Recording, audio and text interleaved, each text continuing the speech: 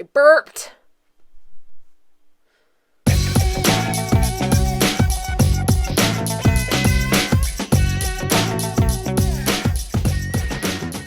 Salutations, creeps, perverts, and weirdos. I'm Sindie Chopper, and you're watching Horrible Hosted Features. I'm here for you every Friday at midnight, direct from inside my coffin, to bring you a feature from my private collection. This week we have a strange, contrived, emotional journey bound to leave you wanting. Starring Frank Silvera. He's dead! Horrible Hosted Features brings you Fear and Desire.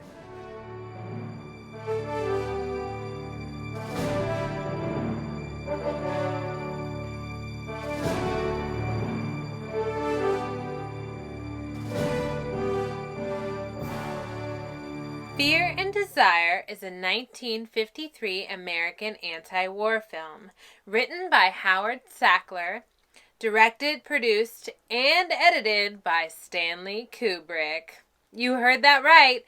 This was Stanley's first feature film. Kubrick has said in interviews he didn't know what he didn't know and learned a great deal making it. With a production team of only 15 people, the film was 24-year-old Kubrick's debut. Though the film is not about any war specifically, it was produced and released during the height of the Korean War. I think you can see Kubrick has pulled aspects from different wars to put together something that is generic. This allows us to focus on the concepts and the characters rather than the equipment, accuracy, and untouchable hero nature of specific war veterans. By age 21, Kubrick was already a professional photographer for Look magazine. In 1951, 2 years prior to shooting Fear and Desire, Kubrick directed two short documentaries, Day of the Flight and Flying Parade. Both films were acquired for theatrical release. Based on his experiences in creating his short films, Kubrick felt he was prepared and ready to make a narrative feature film. Same difference, right? So he did what any reasonable person would do. He quit his full-time job as a photographer and set forth to create Fear and Desire. So he was already a full-time paid artist and was like, yeah, nah, but I want to do this art instead. In 1953. Bonkers. The screenplay was written by Howard Sackler, who was a high school classmate of Kubrick's. No slacker himself, Sackler went on to win the Pulitzer Prize for his 1968 drama, The Great White Hope. Kubrick raised money for the production of Fear and Desire from his family and friends. The majority of it reportedly came from Kubrick's uncle, the owner of a profitable pharmacy. The original budget for the film was $10,000, although it ended up costing over 5 times that amount. The production team consisted of just 15 people. The director, the 5 actors, 5 crew members, including Kubrick's first wife, and 3 laborers who transported the film equipment around California's San Gabriel Mountains where the film was shot. That's 14, by the way. But let's move on. To keep budget costs down, Kubrick improvised the use of his equipment. With no dolly for tracking shots, he used a baby carriage. For fog, Kubrick used a crop sprayer, but the machinery still had insecticide used for its agricultural work, so the cast and crew were nearly asphyxiated. Nice. Kubrick had intended to make it a silent picture, but in the end added sounds, effects, voiceovers, and music, which brought the production way over budget to around $53,000. Another unexpected budget expense came when Kubrick ran into difficulty editing a key scene where one of the soldiers throws a plate of beans on the floor and enters the frame from the wrong side. Kubrick's blocking was flawed and his actors accidentally crossed the line. This meant the negative had to be flipped. Having only raised $10,000, Kubrick had to be bailed out by producer Richard D. Rochemount. Rochemount would only bail him out on the condition that Kubrick help him produce a 5-part program about Abraham Lincoln for educational TV. Fear and Desire was picked up for U.S. theatrical release by Joseph Burstein, a distributor and war veteran who specialized in the presentation of European art house titles. The film was distributed with the tagline, "Trapped! 4 desperate men and a strange animal girl."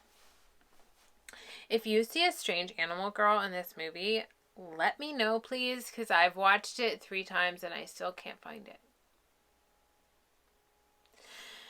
In an uncredited review following the New York premiere, the New York Times said, "If Fear and Desire is uneven and sometimes reveals an experimental rather than a polished exterior, its overall effect is entirely worthy of its sincere effort put into it." Kubrick received praise for Fear and Desire from film critics and screenwriter James Agee. Agee reportedly took Kubrick out for a drink and told him, "There are too many good things to call Fear and Desire arty." I guess that's a compliment. On the same lines, Columbia University professor Mark Von Doren sent Kubrick a letter that stated, "The incident of the girl bound to a tree will make movie history once it is seen. Stanley Kubrick is worth watching for those who want to discover high talent at the moment it appears." Despite these encouraging words from his colleagues, Fear and Desire was not a box office success. In fact, Kubrick had to take a for-hire job to pay off his debt and raise money for his next feature film attempt, 1955, Killer's Kiss. Killer's Kiss would be co-written by Kubrick and Sackler. It also starred Frank Silvera. In the years following Fear and Desire's release, it seemed to have all but disappeared. Legend has it that Kubrick destroyed the film's original negatives and sought to do the same to any leftover prints after the film fell out of circulation. Distributor Joseph Bernstein died in November 1953 on a transatlantic flight, and his company went out of business. However, some prints of the film remained in private collections.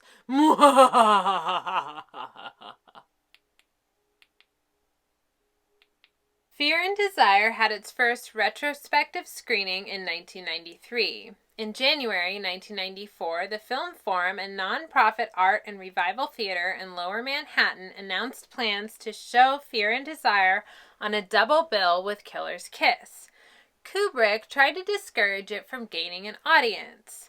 Through Warner Brothers, Kubrick issued a statement that called Fear and Desire a bumbling amateur film exercise. There have been very few public screenings of Fear and Desire. The only commercially available print belongs to the George Eastman House in Rochester, New York. Among the rare presentations were a 1993 screening at the Library of Congress in Washington, D.C., a 2003 one-time screening at the Two Boots Den of Sin in New York City, and an August 2008 presentation at the Waxner Center of the Arts in Columbus, Ohio. Some clips from the film can be seen in the 2001 documentary Stanley Kubrick, A Life in Pictures. In 2010, an original copy of the film was discovered at a Puerto Rico film laboratory. How it got there remains a mystery. Anyway, enough about it already. I hope you brought the phobias and the fire, 'cause I brought Fear and Desire.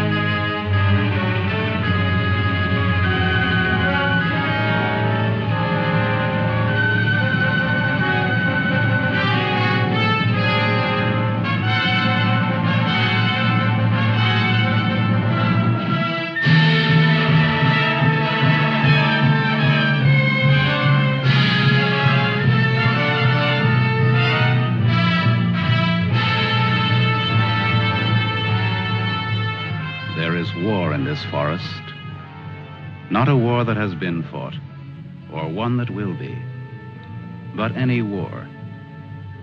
And the enemies who struggle here do not exist unless we call them into being. This forest, then, and all that happens now, is outside history. Only the unchanging shapes of fear and doubt and death are from our world. These soldiers that you see keep our language and our time, but have no other country but the mind.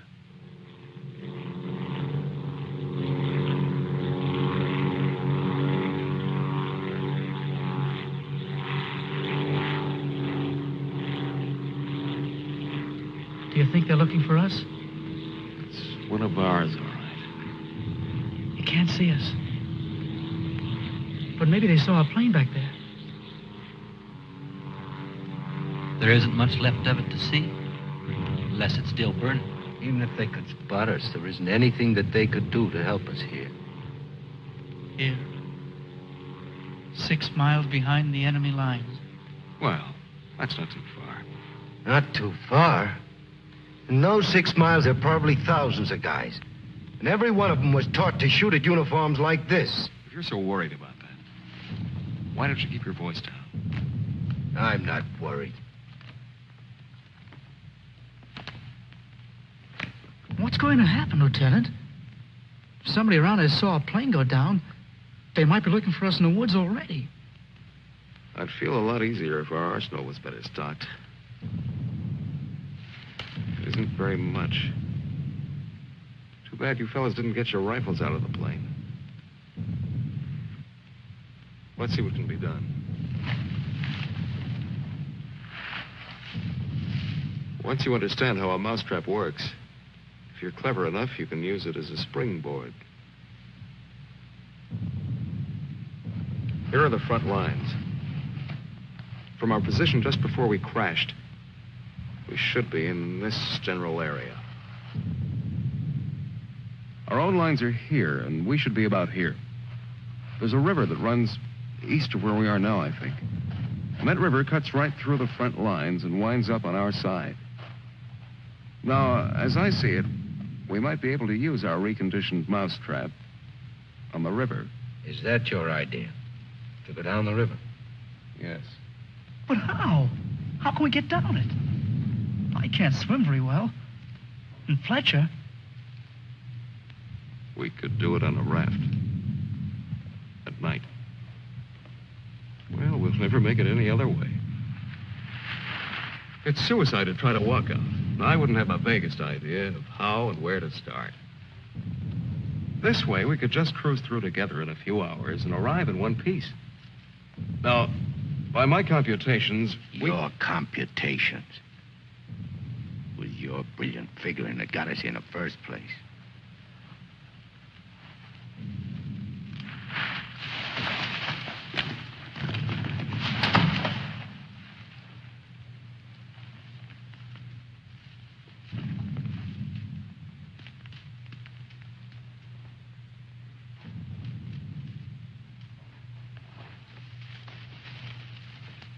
It must be somebody's pet. It has a collar. Nah, make a better watchdog. Seems friendly enough. But we can't use a mascot on this trip.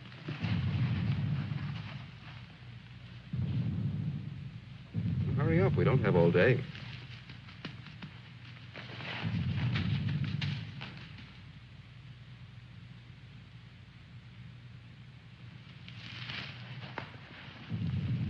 If no one has a better suggestion, let's head for the river.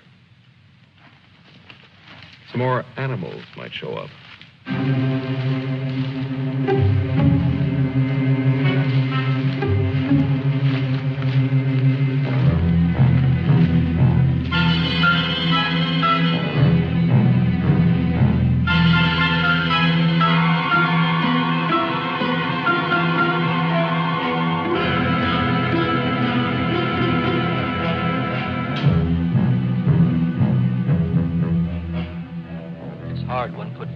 together. Faster. The sun is More fast. hills ahead. Get there before it burns in the bushes. I could do it Just alone. a corner to turn and...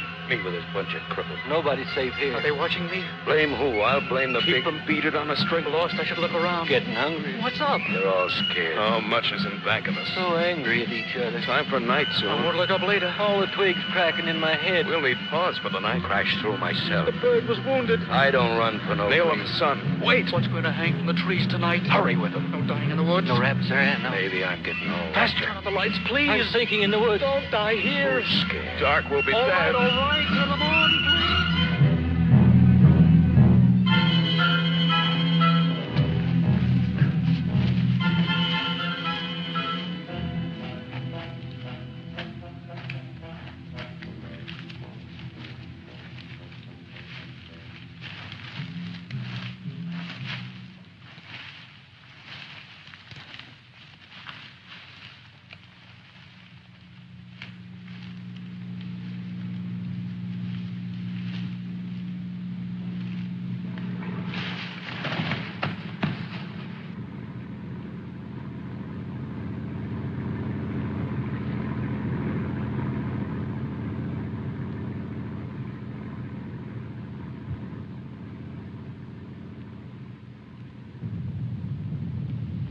After we get past this road, the river isn't very much further.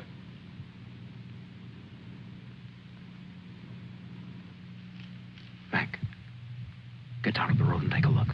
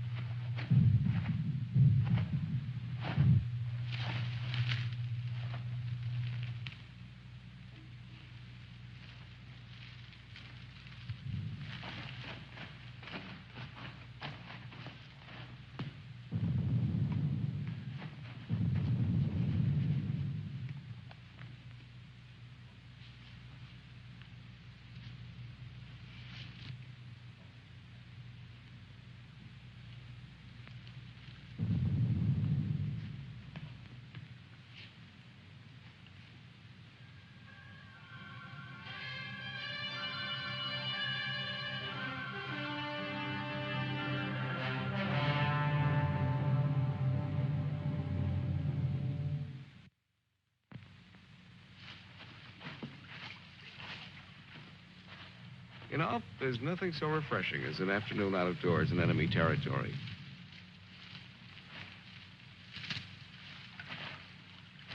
It's really too bad that the sun doesn't burn his screen instead of brown. Camouflage. Well, if you see some strange faces across the way, just wave to them casually and try to look as native as possible.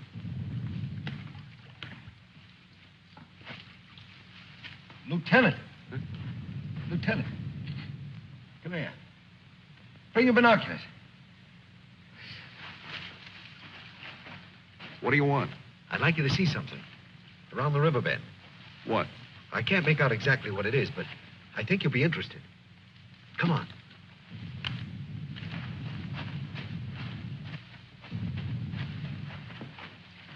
Over there. See? Looks like some kind of small airstrip.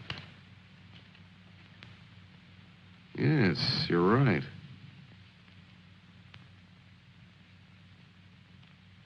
Lots of rank around. Looks like a general.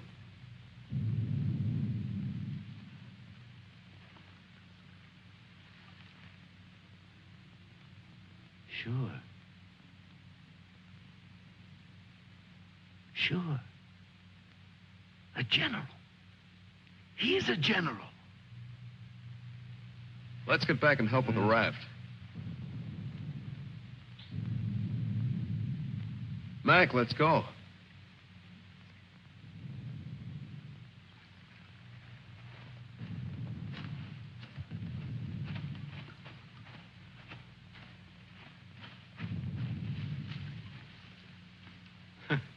All we need now is Huckleberry Finn. This ought to see us through. Yeah, it doesn't look bad at all. Yay. Should we make sure it floats? Rafts always float. It's unfortunate that we don't have a distinguished bottle to christen it with. Yeah, we could give it a name.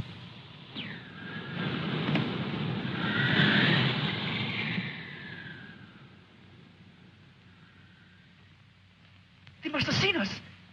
If we stay here, we'll get killed. It's starting to get dark. I don't know. Perhaps they didn't see us. But it's too dangerous to wait here until we find out. But what are we going to do? How are we going to get back? Hurry up. Let's go. That plane must have landed down that house we saw before. What's the difference? There must be something big going on down there. Maybe the generals are having a convention tonight.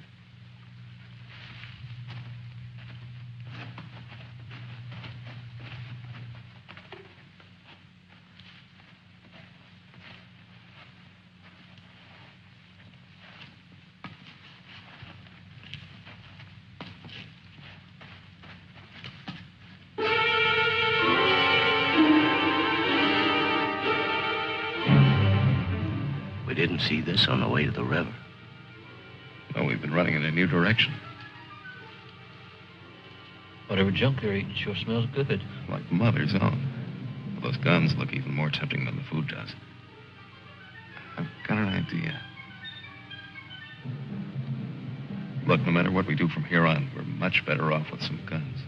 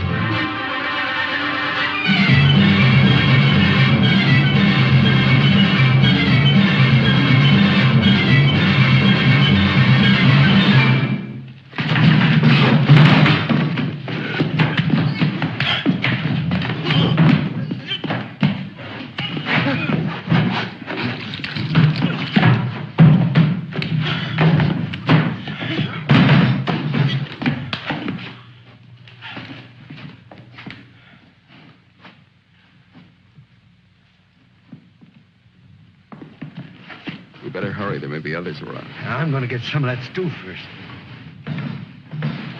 Sydney, better grab something to eat. Maybe a long time till our next feast. You better eat something.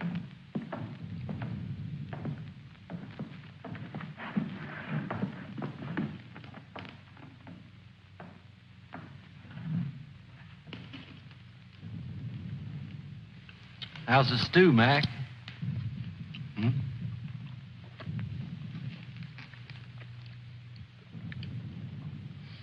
Kind of cold, but cold stew's all right. Cold stew on a blazing island. We've just made a perfect definition of war, Mac. That's ducky. Of course, a blazing island with a tempest of gunfire around it that fans the blaze. Perhaps if we could... Shh.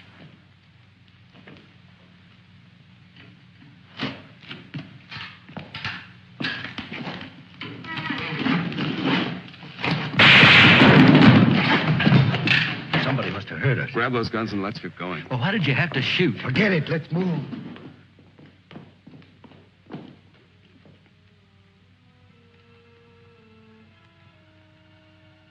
We spend our lives running our fingers down the lists and directories, looking for our real names, our permanent addresses.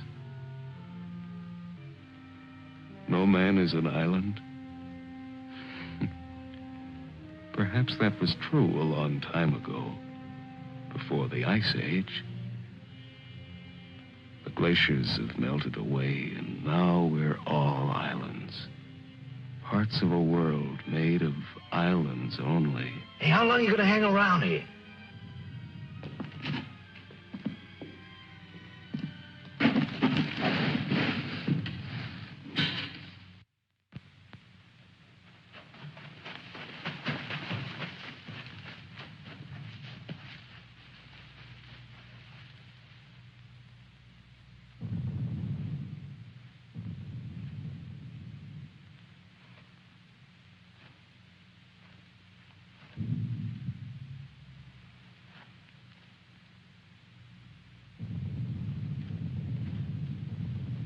We're in a fine mess now. I'd give anything to trade places with that dog we chased yesterday. Seems like whenever people get in a hole, they begin to get jealous of dogs. I admit that our prospects aren't very cheerful.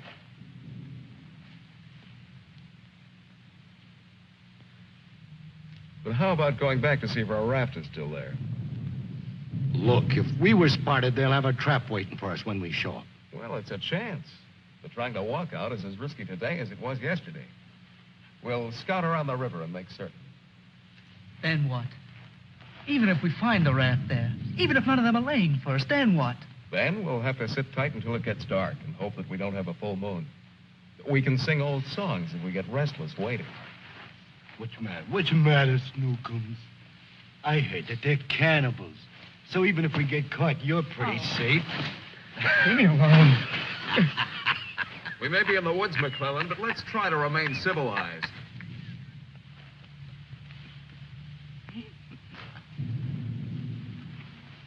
Yeah, I suppose you're right, Lieutenant. Anyway, there won't be many days left to be civilized in. If we stick around these woods much longer.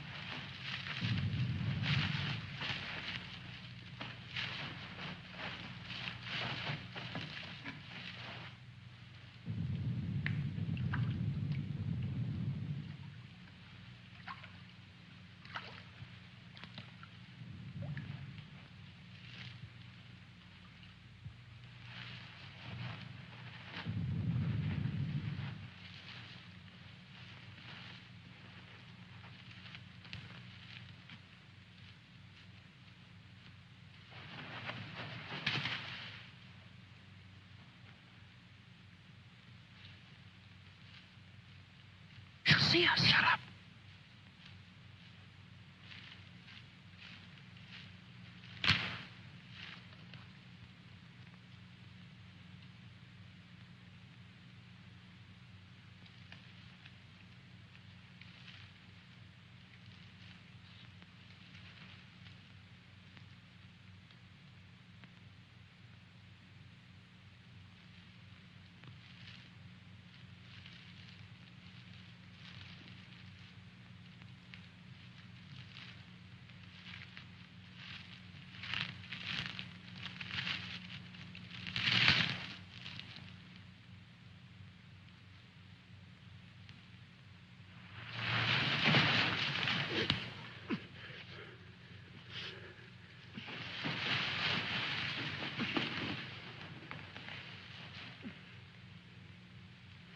Don't be afraid. We're not going to hurt you. She's quite nice. Don't you think so, boys? Well, what are we supposed to do with her now? I've got a wife at home. I'm afraid she's become our uninvited guest. I must say I've had worse guests at better parties. All right, Carby. All right. Let's not forget where we are. Even though we're lost in the woods, let's try to remain civilized. Well, we can't stay here.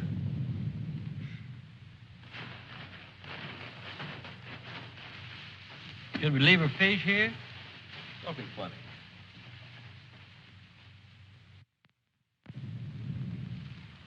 What are you going to do with her, Lieutenant? Give me your belt. You too, Fletcher. Please don't beat her. She's just scared like we are. She doesn't even talk. Oh, get a grip on yourself. No one's going to punish her. I simply want to tie her up. Now, give me your belt. Let's hurry it up. My arm's getting tired.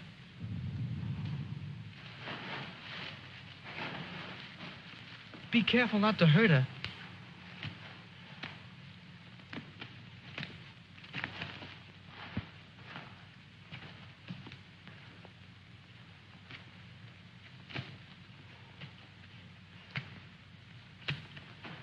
hope she doesn't start screaming.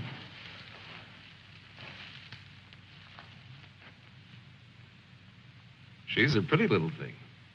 Why don't we just leave her here and get going? Don't rush me. If we can make her understand us, perhaps she can tell us whether they found the raft. Habla Espanol? I'll handle it, Sidney. I'm quite sure she wasn't educated abroad. Now, let's see. You see boat, our boat. Boat? Yes, that's it. Boat. You see boat? Don't tell me she doesn't even understand you.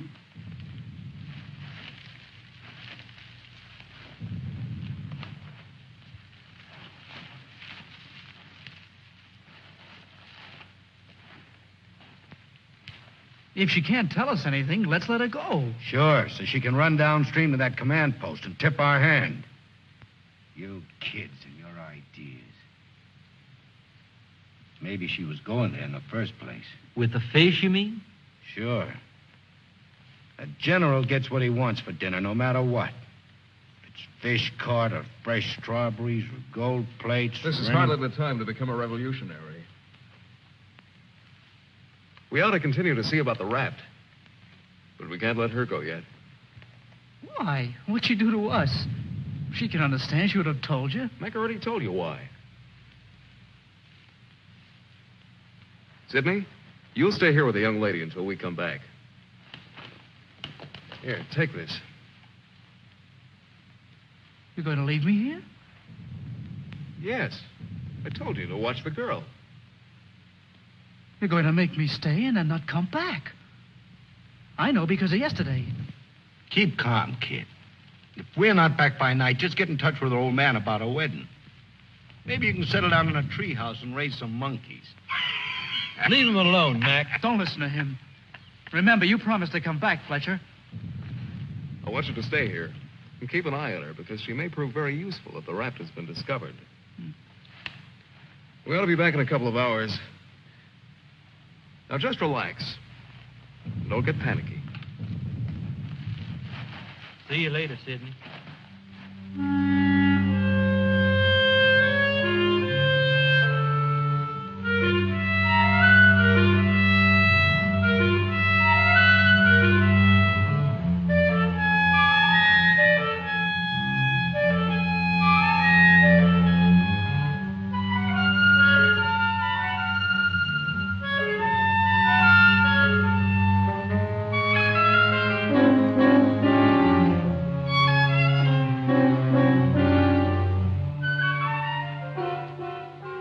Glad they let me stay. I'm not fooling. Please don't be afraid to like me. Please. That's why they let me stay. They thought you would like me.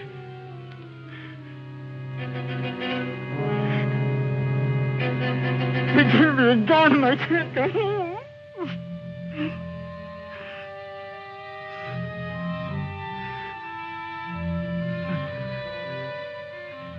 Don't do that. Don't move away. It's not my fault. I stopped them from beating you. Don't scowl. Watch. I'll make you laugh. Look, I'm the general.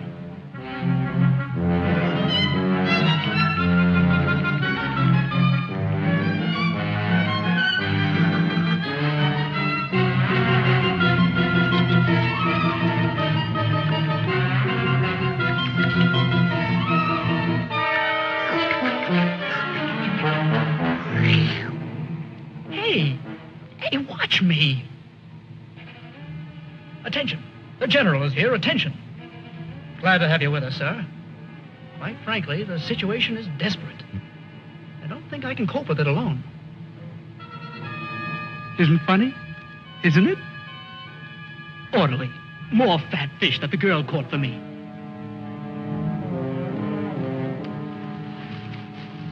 The general. I am the general.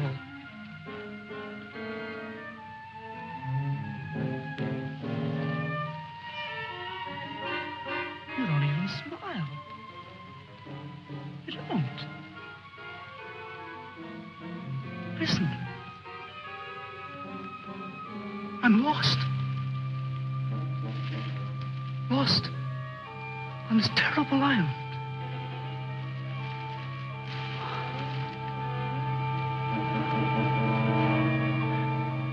If you have to hate me, please try to like me also.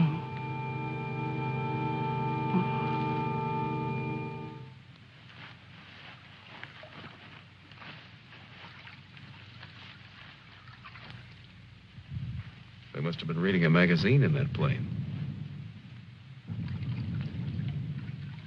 I wouldn't have believed it.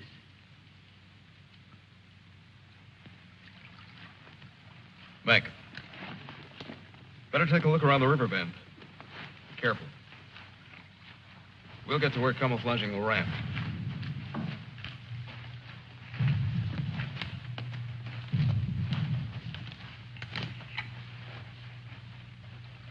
I'm a little worried about Sydney back there with the girl. I don't like the way he's been acting.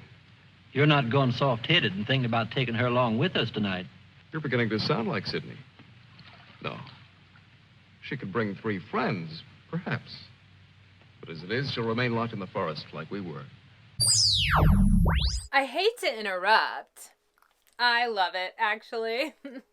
But let's take a peek at some of these dead people. The whole cast was only 5 people. Paul Mazursky, Frank Silvera, Kenneth Harp, Steve Coit, and Virginia Leith. Kenneth Harp plays our generals. Yes, both of them. Kenneth Harp was an American actor born in 1924 in Napa, California. Just a corpse throw away from here. He was known for this film, Fear and Desire, the Tennessee Ernie Ford Show in 1956, and where I recognize him from, 1955's Alfred Hitchcock Presents. He died on March 29, 2009 in Los Angeles, California. Frank Silvera, who plays our everyman who desperately wants to do something with his life, Sergeant Mac. Frank Alvin Silvera was a Jamaican-Spanish-American actor and director. Silvera was born in Kingston, Jamaica, the son of a mixed-race Jamaican mother and Spanish-Jewish father.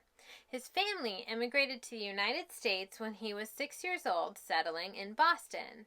Silvera became interested in acting and began performing at church and in amateur theater groups. Silvera dropped out of law school in 1934 after winning his first stage role. Can you imagine getting as far as law school and being like, oh, you want to cast me in Roll Sweet Chariot? Pfft, I'm out. During the 1930s and 1940s, he was active in numerous stage productions on and off Broadway, as well as voicing characters for radio shows. His career was interrupted in 1942 when he enlisted in the United States Navy during World War II. He was assigned to Camp Robert Smalls, where he and Owen Dodson were in charge of entertainment. Honorably discharged in 1945, he joined the cast of Anna Lucasta and became a member of the Actors Studio. Over the course of his 36-year career, he was cast in a wide variety of ethnic roles in film and television. Silvera also remained active in theater. Silvera was nominated for a Best Actor Tony Award in 1963 for his role in The Lady of the Camellias. In 1964, Silvera and Vitalia Whitfield founded the Theater of Being, a Los Angeles-based theater dedicated to providing black actors with non-stereotypical roles. One of their first productions was to produce The Amen Corner by African-American playwright James Baldwin. Silvera and Whitfield financed the play themselves. It opened in March 1964 and would gross $200,000 within the year, moving to Broadway in April 1965. Silvera continued his career in film and guest star roles on television. Silvera sadly died in 1970 at the age of 55. He was killed after accidentally electrocuting himself while repairing a garbage disposal unit in his kitchen sink. The 1973 The Frank Silvera Writers Workshop Foundation was created in honor of Silvera and his efforts to support African American actors and playwrights.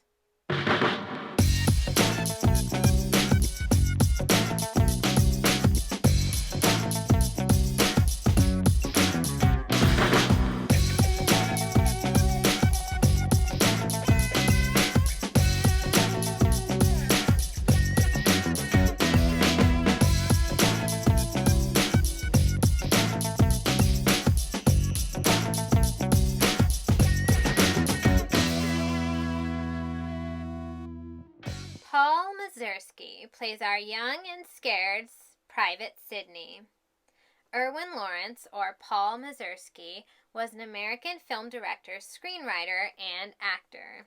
Known for his dramatic comedies that often dealt with modern social issues, he was nominated for 5 Academy Awards, 3 times for Best Original Screenplay, once for Best Adapted Screenplay, and once for Best Picture in 1978 for An Unmarried Woman.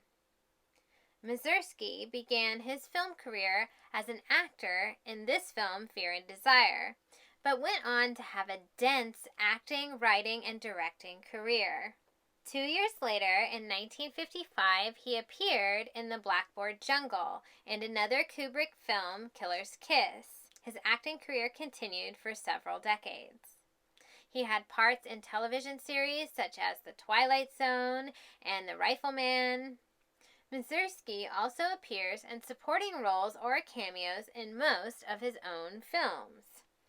In his 1988 film, for example, Moon over Parador, with the Rio Opera House available for only 3 days of shooting, Mazursky cast himself as the dictator's mother, playing the character in drag. Mazursky also played supporting roles in 1972, The Other Side of the Wind, 1976, A Star is Born, 1981, History of the World Part 1, 1985, Into the Night, 1988, Punchline, 1992, Man Trouble, 1993, Carlito's Way, 1994, Love Affair, 1996, 2 Days in the Valley, 1995, Miami Rhapsody, 1999, Crazy in Alabama, and 2006, I Want Someone to Eat Cheese With. Don't we all? He also performed the voice of the psychologist in 1998's Ants. Nice. In later years, Mazursky had a small part as Sunshine, the poker dealer in The Sopranos. He also appeared in 5 episodes in Season 4 of Curb Your Enthusiasm as Mel Brooks' assistant, Norm. Soon after starting his acting career, Mazursky became a writer and worked on The Danny Kaye Show in 1963. In 1965, he collaborated with Larry Tucker in crafting the script of the original pilot of the Monkees television series, in which they both also appeared in cameos. Mazursky's debut as a film screenwriter was the Peter Sellers 1968 comedy, I Love You, Alice B. Toklas. The following year, he directed his first film, Bob and Carol and Ted and Alice, and which proved to be a major critical and commercial success. The film was the 5th highest grossing of the year and earned Mazursky his first Oscar nomination. Yeah, I would call that successful.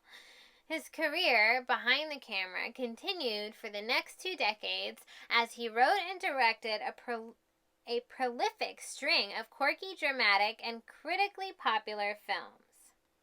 His most successful films were contemporary dramatic comedies like the Academy Award-winning 1974 Harry and Tonto, the 1978 Best Picture nominated An Unmarried Woman, and popular hits such as 1984 Moscow on the Hudson and 1986's Down and Out in Beverly Hills.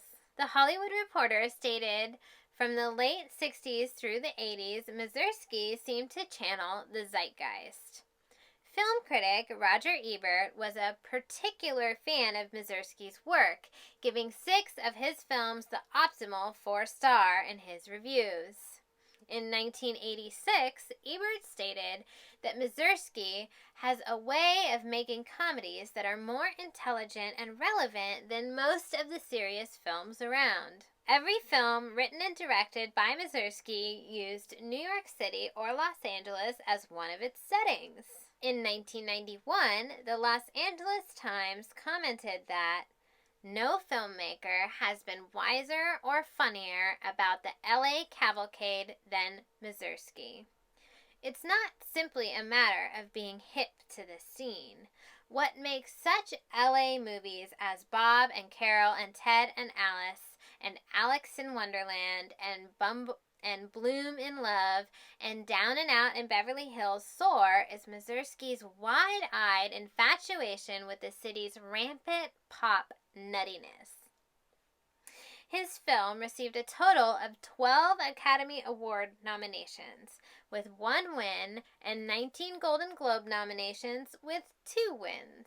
In his 1999 autobiography, Show Me the Magic, Mazursky recounts his experiences in filmmaking.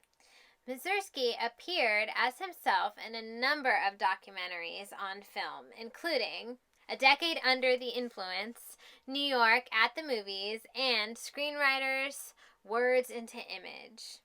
Late in his life, Mazursky was developing a Broadway musical adaptation of his 1988 film Moon Over Parador. From 2011 until his death in 2014, Mazursky served as a film critic for Vanity Fair. And with that, let's get back to the movie.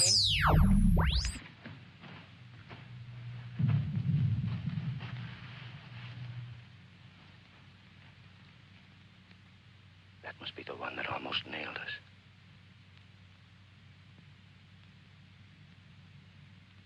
There he is again. It's him. A cocky little king. And me holding binoculars like a lady watching an opera. Binoculars. Soon he'll go into his palace with all his iron lapdogs. If only this was a rifle sight. Then I could make the red eye between his ears. Then he'd see McClellan.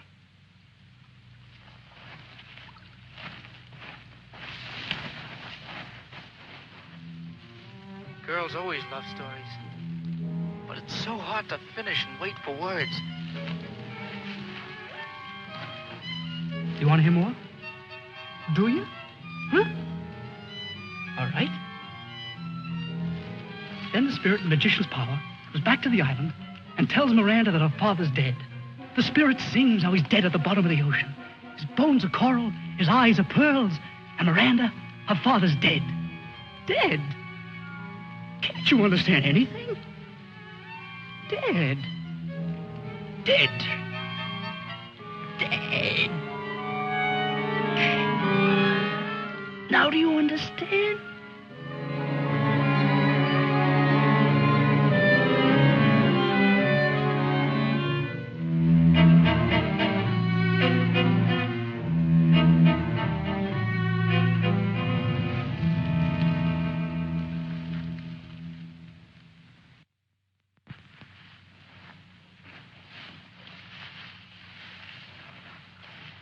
All clear? Everything's all right.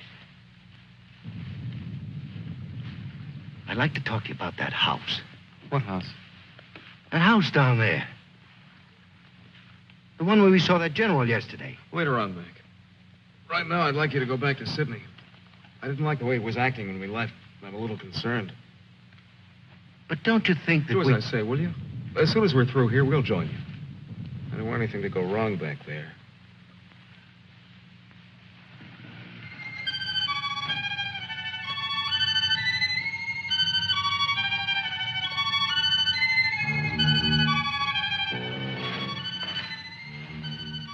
Yeah.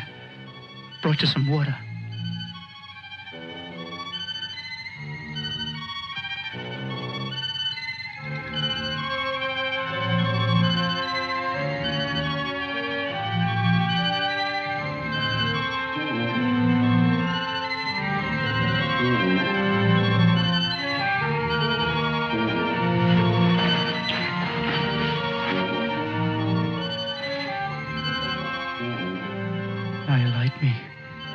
future.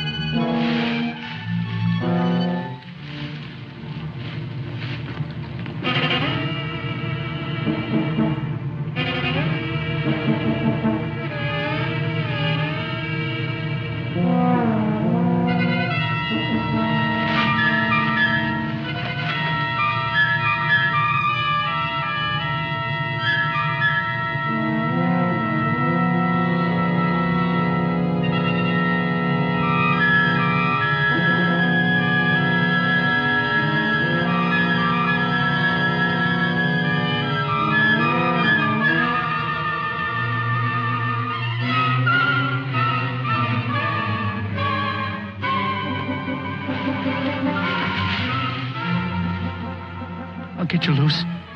Just a minute. You'll put your arms around me. I know. Wait. I knew you'd like me. Just a minute.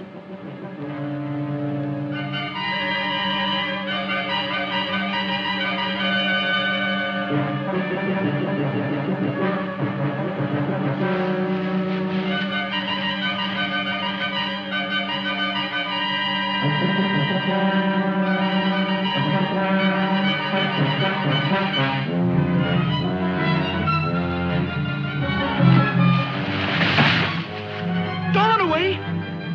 Don't make me stay. You're going to tell the general. You're going to tell him I'm in front of him. Come back. Don't tell the general. I won't hurt you.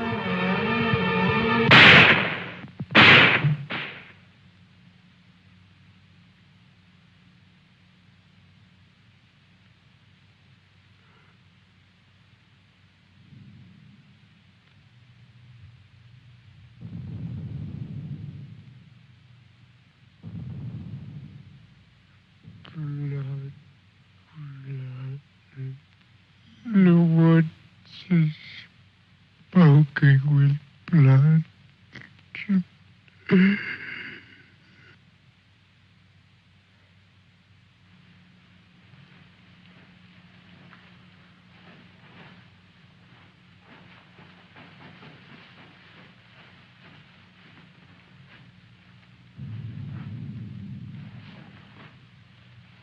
What's the matter?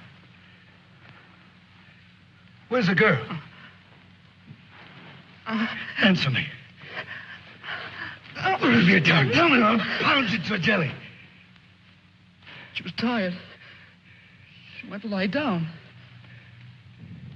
Over there.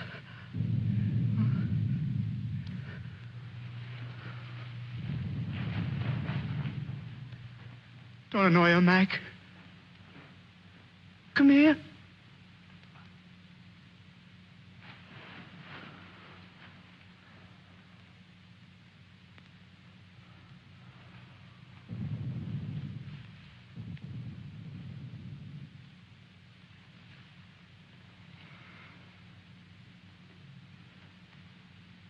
It wasn't my fault.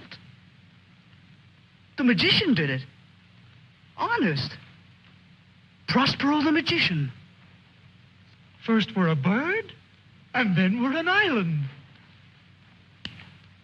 Before I was a general, and now I'm a fish.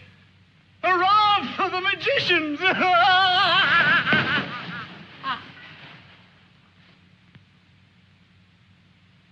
The river. It's blood, Mac. Cold. Cold. I'm going for a swim. Come on in, Mac. Listen to them. It's blood.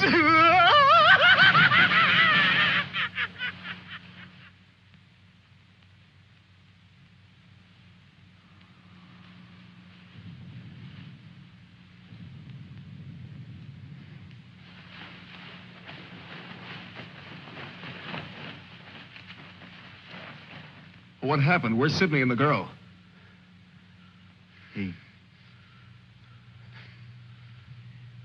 kid must have gone out of his head. When I got back, he was just laying there. The girl's dead. Over there. He shot her. Where is he? He's gone. He yelled something about how the magician does it. How before he was something, and now he's a fish. Before I could stop him, he ran away towards the river. He kept laughing and screaming. We can't do anything about it now. We'll have to move again. A nice spot near the raft would be the best place to wait till night. I guess there's going to be more elbow room than I thought. Yeah. And I want to talk to you about that house down the river. And the general.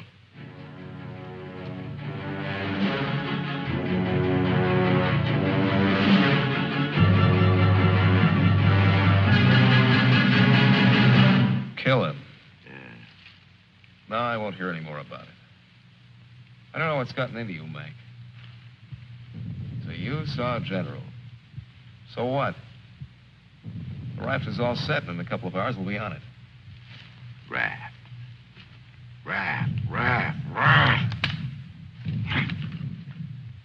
Can't you see any further? A general, why he... How many times do we have to go over this? Must I tell you again? It's one of their generals to me. He's cheap at my rate of exchange, but our lives aren't. Your rate of exchange. You make me laugh. If you had any guts, you... Look, I don't want to talk about it anymore. Forget about the general for a minute. What about the plane you saw? That's right. What about that plane? We've already been over this. It looks like a two-seater, and with that small field for me to clear. Look, one of us can take that raft downstream to the field when it gets dark and start shooting to draw the sentries from the house. And the other two can plug that guy and get away in a plane while I keep him busy from the raft. You? Sure, me. They'd get you. You'd never make it back alive. Who else could do it the way I could? You couldn't. You'd be right at home, sitting down nice and comfortable in a cockpit, looking down on what's going on. Sure. You recite a few sayings you've picked up, and everything will be all right. I'd just as soon make the trip back myself. On a raft. Do you think you'd have any chance at all to get away with it alive? I don't know. Here I am. I'm 34 years old. I've never done anything important. Nothing. When this is over, I'll fix radios and washing machines, and they'll say, "Good boy, Mac." That's all. I don't care if they got 1,000,000 generals. There's one 2 miles from here. If his hide's going to keep me from going nuts, like Sidney, only in a different way, I'm going to put up my own hide. But why should we? The raft's still there. As soon as it gets dark, it can take us all back tonight. Look, if I draw him down to the river, you and Fletcher can do the job and get away in a plane. What do you say, Fletcher? Well, it's not that I want to seem important. Half the trouble in the world happens because some people do. But I think half the good things happen that way, too. If we could get away with it, it would sure be better. I don't know the words to say what I mean, but this is something for me. Something... Sure, I guess we can all probably make it back on that thing, but when you walk and walk through the woods and then suddenly they dangle a general in front of you like magic, and you know it's only for this once, you can't turn your back on him. None of us asked to be here, but we all have to gamble. It's not as if we could refuse. We had to gamble once we crashed. That general raised the stakes, and we've been so lucky. Why shouldn't we put up a little more than we have to? What are you living for anyway? To make talk? Why? Why is your life so precious? Why? Can you tell me why? Why?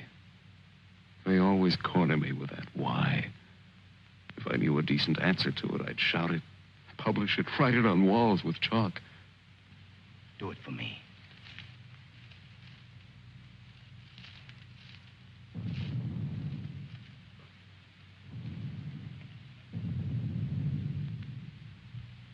Well, we have nothing to lose but our futures.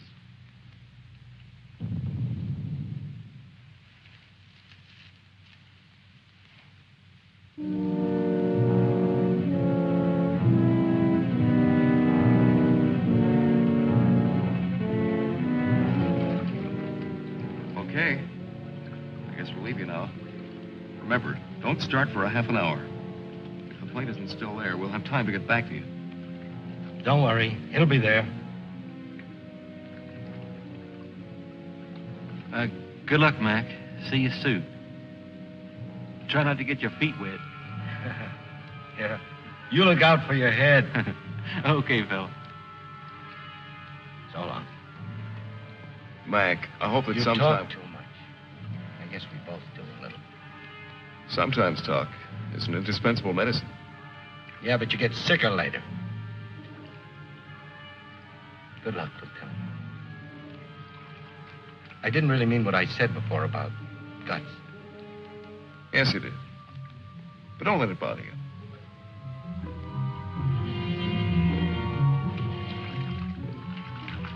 Take it easy, fella. Yeah.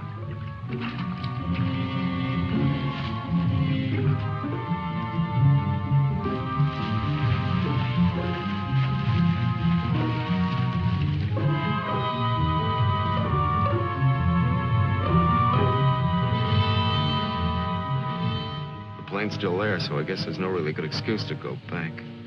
I guess not. Can you see? Hold it. Hold it. Yes, there he is. What time is it? We have about 10 minutes before Mac begins. Let's hurry.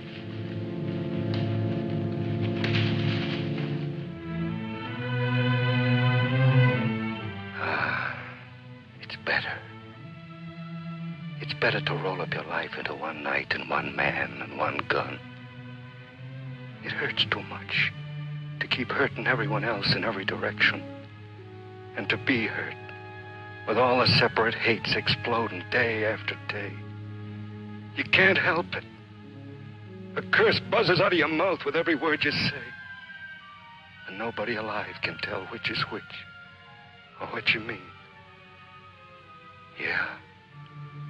You try door after door when you hear voices you like behind them. But the knobs come off in your hand.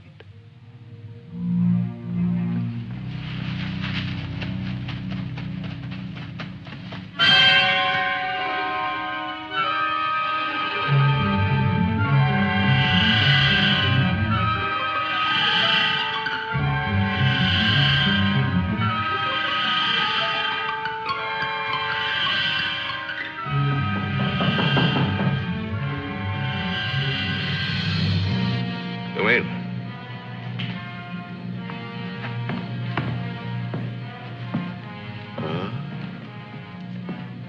Where did you find him? One of the men did down by the river. He was very busy baying at the moon. There, Proteus. Aren't you ashamed of yourself? Staying away without leave for 2 whole days. An officer should know how to control himself better. Have a drink, Captain. Yes, sir. Thank you, sir. You must never, never do that again, Proteus. Don't you know that there are evil spirits without bodies who roam the forests looking for unsuspecting dogs like you? And that when you open your jaws to disturb the moon, why, they leap into your mouth and possess you. Then you could become a spy, a murderer, or even a traitor. Not to your dog, sir. He knows his allegiance. Have you been alert, Proteus? Have you detected all the distant marchings? Has your wet nose become aware of all the blood on the grass? What else can you tell us besides your puppy dog sadness? I wish you could tell us where those enemy soldiers from that wrecked plane are. They've been bothersome for the last 2 days. They'll soon grow tired of starving and being hunted. Even Proteus grows tired of it after 2 days. See that Lieutenant Proteus gets something to eat. Yes, sir. Nobody's gonna cry for me later or cheer for me now. Nobody else is me. I know that. Who else but me is buried under the chain of everything I ever did? I didn't mean any of it. It was all wrong. Yeah, good riddance. Oh, what a trade. Him for me. What a thing to come to at the end.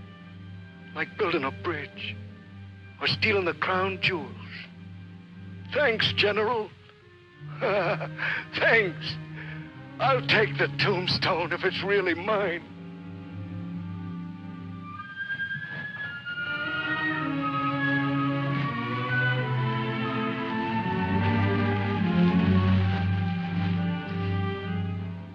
Waiting.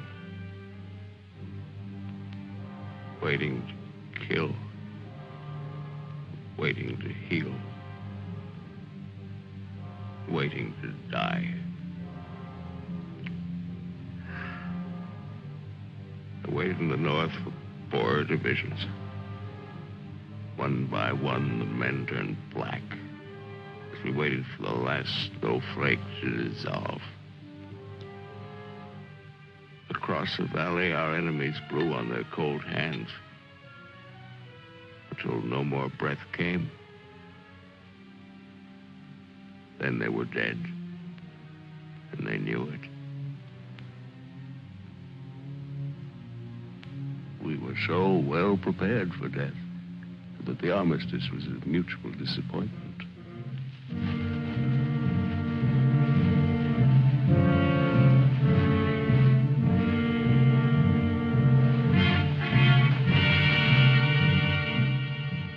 Now he's in his counting house, figuring up the corpses on his maps, full of his supper. Oh, they'll get him soon. A duck in a shooting gallery. And I'll be the wheel under all the ducks and all the bull's eyes. I should talk. The clay pigeon on a slow raft.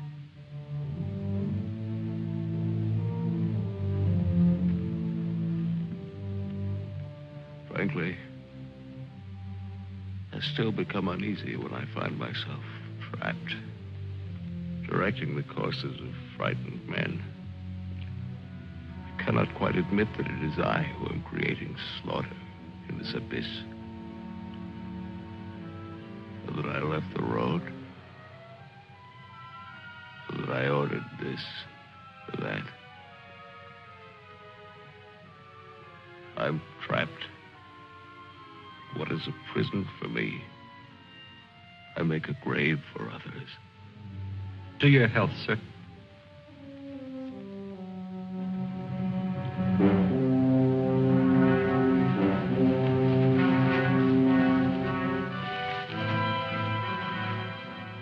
It's the only way to finish up. Alone, like the North Pole in the middle of the night. The river is helping me out of my life. Sometimes these maps. Sometimes as I look at these maps, I wonder if my own grave isn't being planned. Here. Or here. Or here.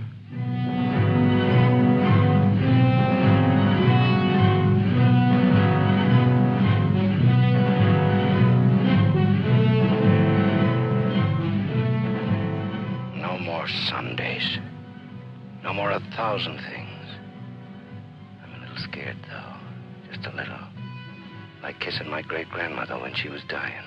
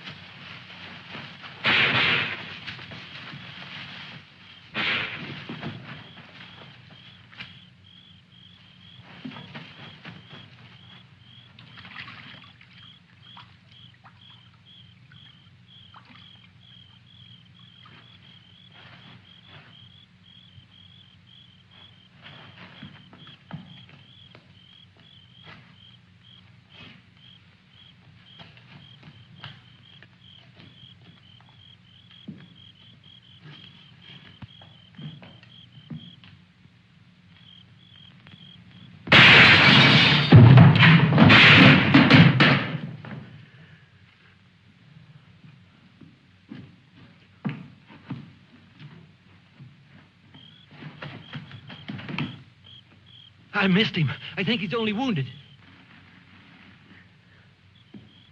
Come on. We have to finish him off. But they stopped shooting at the river. They'll be here any minute.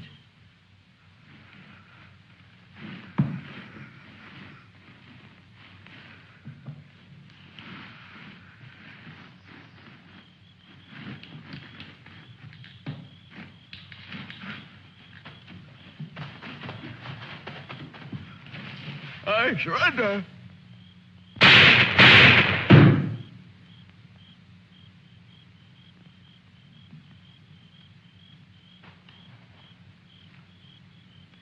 Come on, let's go. Please. Please, we don't have any time.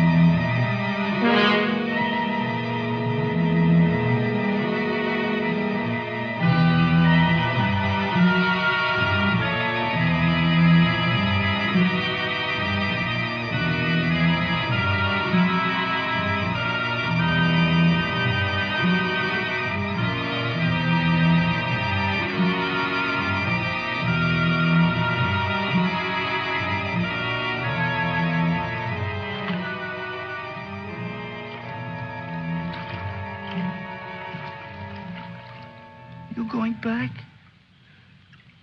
Can I come? I won't be any bother. Sure, kid. Oh. Hop on. Oh. There's plenty of room. You tired? Yeah. Thanks a lot for stopping. There was so much noise in there. All right, Mac. You rest. I'll be quiet. You know, I lost my watch. Mac, look, don't close your eyes. The trees. They're naked. They're naked, Mac. Wow.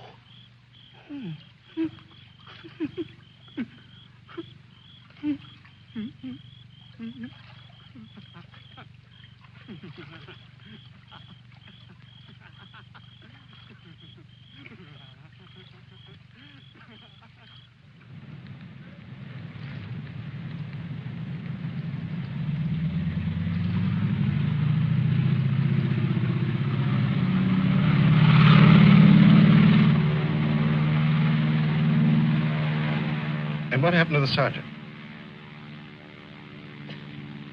I don't know, sir. He might make it.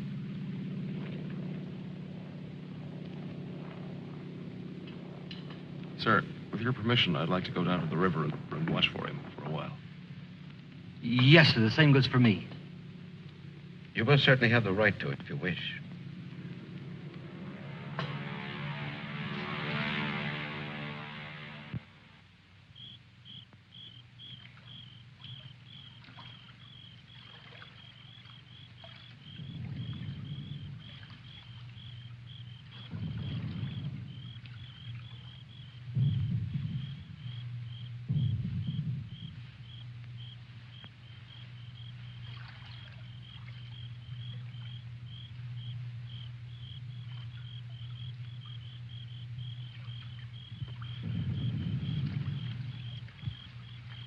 Do you think he'll come back? I don't know. I'm not sure yet whether even we've come back. I think we've all traveled too far from our own private boundaries to be certain about these other things anymore. We'll come back to ourselves. Part of me's glad, but... Yeah. I'm glad in a way, too. And I feel free all of a sudden. But somehow I don't want what I wanted before.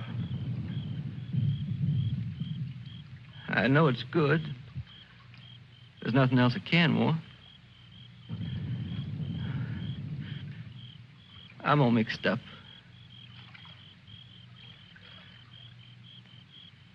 I wish I could want what I wanted before. Does your head bother you? No, it's something else. It's... What's that?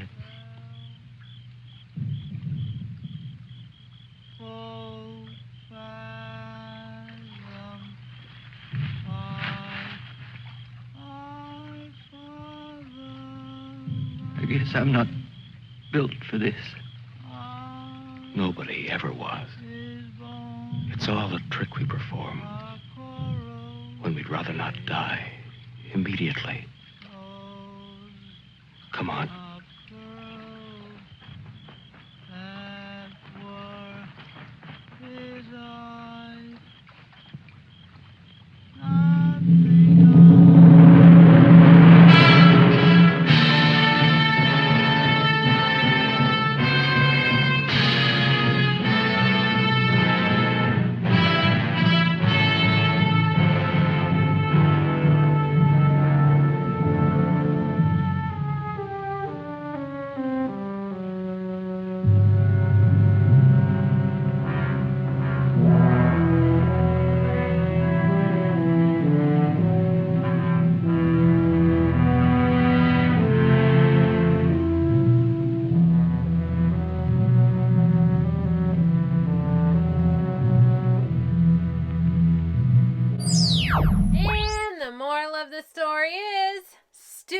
Worth killing for. And the moral of the story is, stew is worth dying for. And the moral of the story is, war is dumb. Thanks for watching Fear and Desire with me. I have to say, the more I watch this movie, the more I like and appreciate it. I think a lot of the things that made Kubrick great are all present in this film, but the things that make it bad make it this sort of bizarre cult piece. I like how generic it is. The enemy, the uniforms, everyone looks the same. I think the worst part was the sound and the voiceover narration. Tell me what you thought in the comments below. Did you like it? Does it have cultural or artistic value? Or do you agree with Kubrick and think it's just a bumbling amateur exercise? Are you glad all the copies were not lost? I know I am. Don't forget to subscribe to my channel and share this video with all the creeps, perverts, and weirdos in your death. I mean life. And remember, I'm Sindie Chopper. And I like dead things.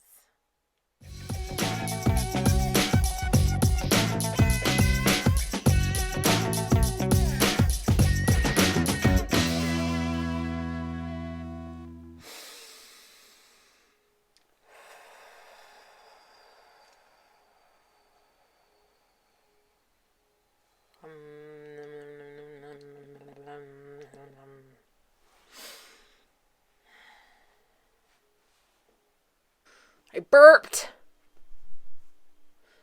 I feared. The feared.